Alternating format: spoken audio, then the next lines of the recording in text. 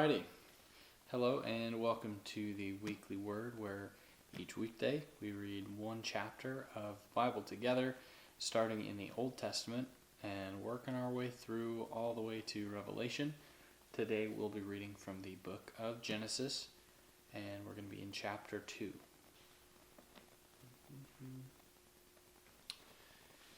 Genesis chapter 2. The seventh day God rests. Thus the heavens and the earth were finished, and all the host of them.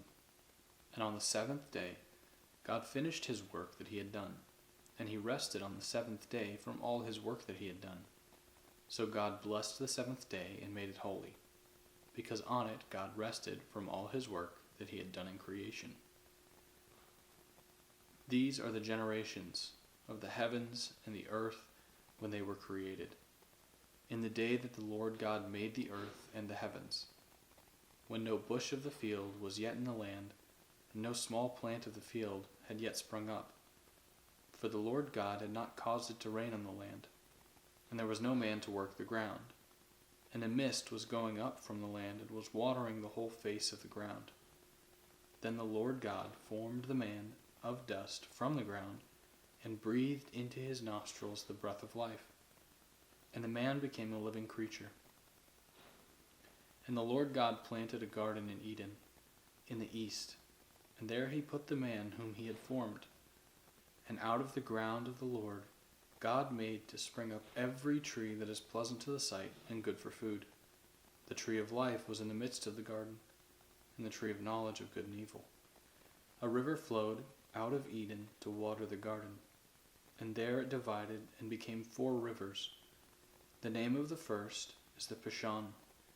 It is the one that flowed around the whole land of Havilah, where there is gold.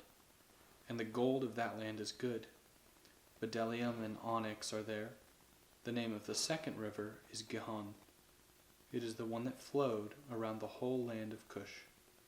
And the name of the third river is the Tigris, which flows east of Assyria. And the fourth river is the Euphrates. The Lord God took the man and put him in the Garden of Eden to work it and to keep it.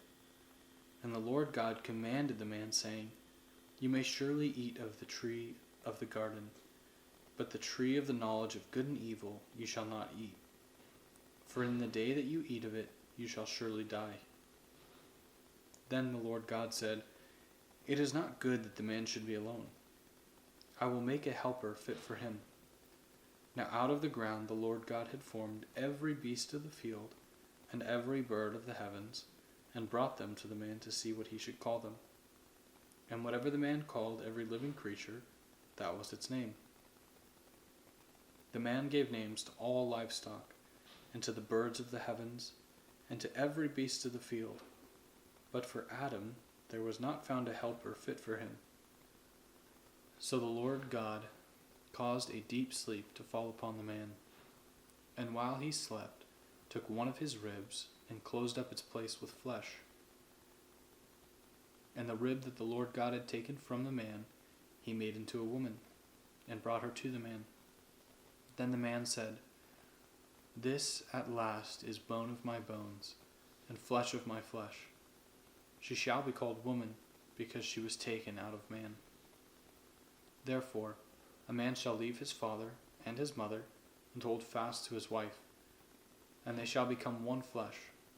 And the man and his wife were both naked, and were not ashamed. Alright, thank you guys for joining me today. The reading of Genesis chapter 2. If you'd like to study the passage further, I've included some helpful resources just listed in the description below. So be sure to join me tomorrow when we'll continue in Genesis 3. Until then, God bless.